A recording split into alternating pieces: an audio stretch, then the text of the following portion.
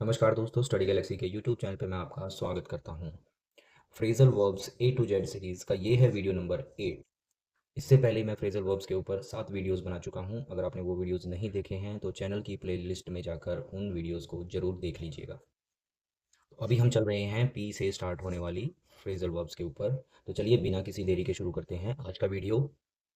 पहला phrasal verb है put up, जिसका मतलब होता है टू स्टे और लिव टेम्पोररीली, ठहरना या कहीं पर रहना। सेंटेंस से समझते हैं। वह इन दिनों अपने चाचा के घर ठहरा हुआ है या रुका हुआ है। तो ये जो ठहरना या कहीं पर स्टे करना, इसको हम बोलेंगे पुट अप। तो कैसे इसको यूज करेंगे? He is putting up at his uncles house these days. तो ये पुटिंग अप यहाँ पर किसको दर्शा रहा है? ठहरने को या रुकने को। अगला है पुट अप विद, जिसका मतलब होता है टू टॉलरेट और एंड्योर, सहना या बर्दाश्त करना। अगर हम किसी चीज़ को सहते हैं, बर्दाश्त करते हैं, तो उसको बोलते हैं पुट अप विद। जैसे मैं अब उसके अभद्र व्यवहार को बर्दाश्त नहीं कर सकता, तो ये बर्दाश्त नहीं कर पा रहा है, तो इसको फ्रेजल वर्ब के साथ कैसे बोलेगा? I can't put up with his rude behaviour any more. तो ये जो पुट अप है, ये क्या बता रहा है? कि अब वो सहन नहीं कर सकता किसको? उसके रूड बिहेवियर को। अगला है राउंड अप, जिसका मतलब होता है टू अरेस्ट, किसी को गिरफ्तार कर लेना। पुलिस ने लंबा पीछा करने के बाद चोरों को गिरफ्तार कर लिया। ठीक है।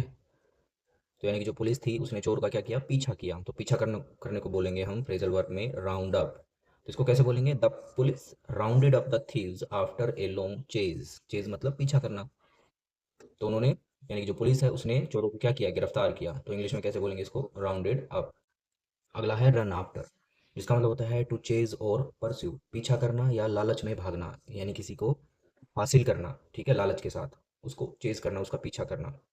जैसे पैसे के पीछे मत भागो, ज्ञान के पीछे भागो। तो don't run after money, run after knowledge. यहाँ जो रन आफ्टर आया है वो क्या बता रहा है? कि पैसे के पीछे नहीं भागना चाहिए, हमें ज्ञान के पीछे भागना चाहिए। यानी इच्छा किसकी रखनी चाहिए? ज्ञान की, ना कि पैसे की। तो रन आफ्टर मतलब किसी का पीछा करना या लालच में उसके लिए भागना।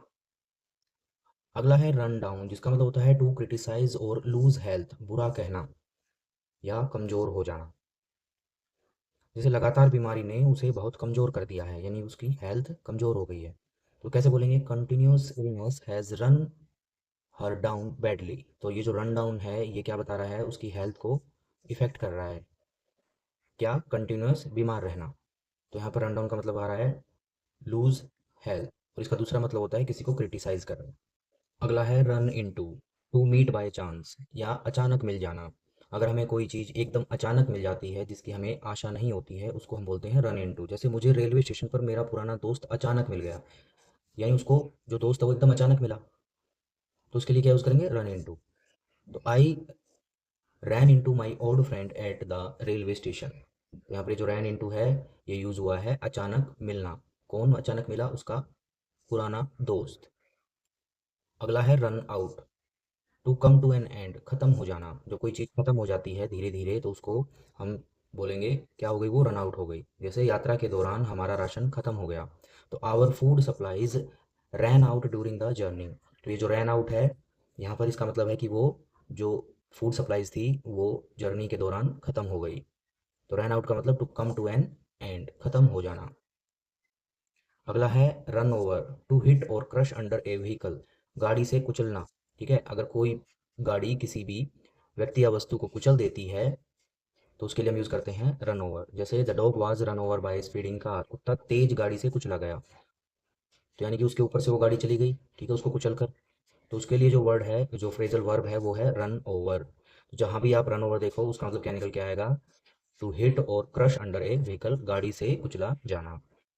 अगला है run through, to waste money, पैसा उड़ा देना। अगर हम पैसे को बर्बाद करते हैं, उसको ऐसे ही उड़ा देते हैं, तो उसके लिए यूज होता है फ्रेजल वर्ब रन थ्रू। जैसे उसने अपना सारा पैसा जुए में उड़ा दिया। तो यहाँ पर जो जुए में उड़ाया है उसके लिए क्या यूज हुआ है? Run through. तो he ran through all his savings on gambling. Gambling मतलब जुआ। तो रेन थ्रू मतलब उसने उड़ा दिया पैसा, किसमें? जुए में। अगला है see off, to accompany someone who is living, विदा करने जाना। अगर कोई भी गेस्ट वगैरह आता है या अगर हम किसी को उसके उसको विदा करने के लिए घर से बाहर जाते हैं, ठीक है, तो उसके लिए यूज होता है सी ऑफ। जैसे हम अपने चाचा को विदा करने स्टेशन गए, ठीक है, तो स्टेशन तक गए वो उसको विदा करने के लिए, तो उसके लिए यूज़ होगा सी ऑफ। तो we went to the station to see off our uncle. ठीक है, तो सी ऑफ करना मतलब किसी को विदा करने जाना। अगला है सी थ्रू, जिसका मतलब होता है टू डिटेक्ट हिडन मोटिव्स, छिपी बात समझ जाना। She quickly saw through his false promises, वह जल्दी ही उसके झूठे वादों को समझ गई। तो झूठे वादों को समझना मतलब उसने क्या किया, उसकी यानी कि उसकी मंशा को पहचान लिया। तो शी क्विकली सो थ्रू का मतलब टू डिटेक्ट हिडन मोटिव्स, किसी छिपी बात को पहचान लेना या समझ जाना। अगला है सेंड फॉर, जिसका मतलब होता है टू समवन और कॉल, बुलाना, सर्विस के लिए, सेवा के लिए। जैसे जब उसका बच्चा बीमार पड़ा तो उसने डॉक्टर को बुलाया, तो डॉक्टर को बुलाया यानी कि सर्विस के लिए या सेवा के लिए, उसको डॉक्टर की सेवा चाहिए थी। ऐसे ही अगर हम किसी को सेवा के लिए सर्विस के लिए बुलाते हैं तो उसके लिए हम यूज़ करते हैं सेंड फॉर। तो she sent for the doctor when her baby fell ill. तो यहाँ पर ये जो सेंट फॉर आया है ये क्या है कि उसको बुलाया गया, किसको, डॉक्टर को। अगला है set about, to start doing, काम शुरू कर देना। ठीक है, अगर किसी काम की शुरुआत करते हैं तो हम यूज़ करते हैं सेट अबाउट। उसने सुबह घर की सफाई शुरू कर दी, तो she said about cleaning the house in the morning. तो ये सेट अबाउट है शुरू करने के लिए। अगला है सेट असाइड, टू रिजर्व और कैंसिल, अलग रखना या रद्द कर देना, उसके लिए यूज करते हैं सेट असाइड। अदालत ने पुराने फैसले को रद्द कर दिया, the court set aside the old judgment. तो यहाँ पर ये जो सेट असाइड है ये किस लिए आया है, किसी फैसले को कैंसिल करने के लिए या रद्द करने के लिए। तो सेट असाइड का मतलब टू रिजर्व या कैंसिल। अगला है सेट इन, टू बिगिन, शुरू करना या शुरू होना। जैसे ही सर्दी शुरू हुई रातें लंबी हो गई, तो यहाँ पर किसकी शुरुआत हुई है, सर्दी की, तो उसको कैसे बोलेंगे, as winter set in the nights became longer. तो यहाँ पर सेट इन मतलब किसकी शुरुआत हुई है, सर्दी की, तो उसके लिए हम यूज कर सकते हैं सेंट इन, सॉरी सेट इन।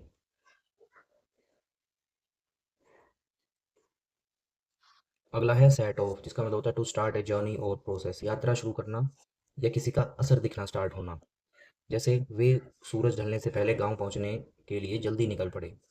ठीक है, तो ये जल्दी निकलने के लिए क्या है, सेट ऑफ। तो कैसे बोलेंगे इसको, they set off early to reach the village before sunset. तो यहाँ पर ये जो सेट ऑफ आया है किस लिए आया कि उन्होंने जल्दी, कि वो जल्दी निकले, कहाँ से, कहाँ पहुँचने के लिए, अपने गाँव, ताकि सनसेट से पहले वो वहाँ पहुँच जाए। तो सेट ऑफ का मतलब किसी जर्नी की शुरुआत करना।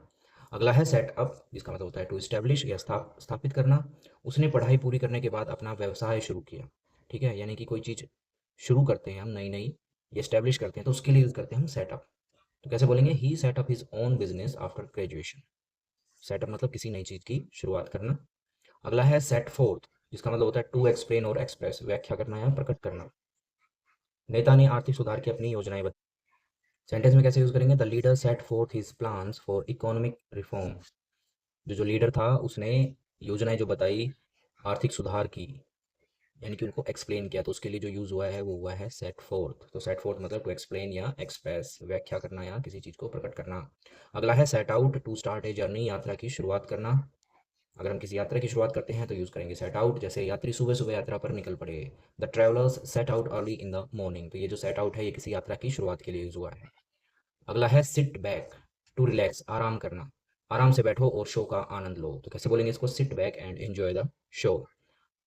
अगला है sit up, to stay awake और आउट ऑफ बेड, जागते रहना यानी उठे रहना। वह पूरी रात अपने बेटे का इंतजार करते हुए जागती रही। तो यहाँ पर जो जागती रही उसके लिए यूज हुआ है she set up all night waiting for her son. तो सेटअप का मतलब जगे रहना।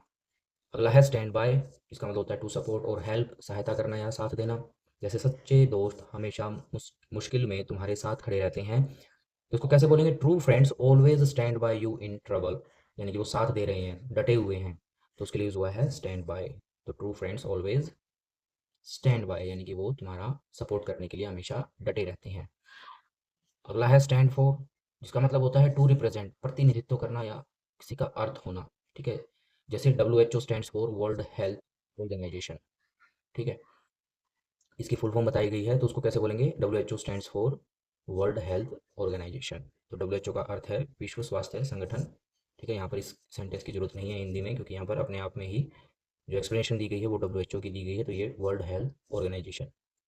अगला है स्टैंड आउट, जिसका मतलब होता है टू बी नोटिसेबल, अलग दिखना या प्रमुख होना, जो एकदम हटके दिखाई दे उसके लिए हम यूज करेंगे स्टैंड आउट। जैसे उसकी लाल पोशाक ने उसे भीड़ में अलग दिखाया, यानी कि वो एकदम अलग दिख रहा था, तो उसके लिए यूज करेंगे stand out. Her red dress made her stand out in the crowd, यानी कि वो पूरी भीड़ में एकदम अलग से नज़र आ रही थी। किस वजह से? क्योंकि उसकी जो रेड ड्रेस थी वो एकदम अलग दिख रही थी। इस वजह से वो कैसी थी? एकदम अलग दिख रही थी, तो स्टैंड आउट यूज़ होगा। अगला है stand up for, to defend या बचाव करना या पक्ष लेना। अगर हम किसी का बचाव करते हैं, उसको डिफेंड करते हैं, तो उसके लिए यूज़ करेंगे स्टैंड अप फॉर। हमेशा सही बात का समर्थन करो, always stand up for what is right. तो स्टैंड अप फॉर मतलब टू डिफेंड, बचाव करना या पक्ष लेना। अगला है स्ट्राइक ऑफ, जिसका मतलब होता है to remove from a list, सूची से हटा देना। उसका नाम उपस्थिति रजिस्टर से हटा दिया गया। ठीक है, यानी किसी लिस्ट से किसी का नाम अगर हटा दिया जाए तो उसको हम यूज उसके लिए हम यूज़ करेंगे स्ट्राइक ऑफ। तो his name was struck off the attendance register. तो स्ट्रक ऑफ मतलब उसको हटा दिया गया। तो दोस्तों, आपको ये वीडियो कैसा लगा? अगर वीडियो पसंद आया तो वीडियो को लाइक कीजिएगा और शेयर कीजिएगा, और हमारे चैनल को सब्सक्राइब भी कीजिएगा। मिलते हैं अगले वीडियो में नए फ्रेजल वर्ब्स के साथ। तब तक के लिए जय हिंद।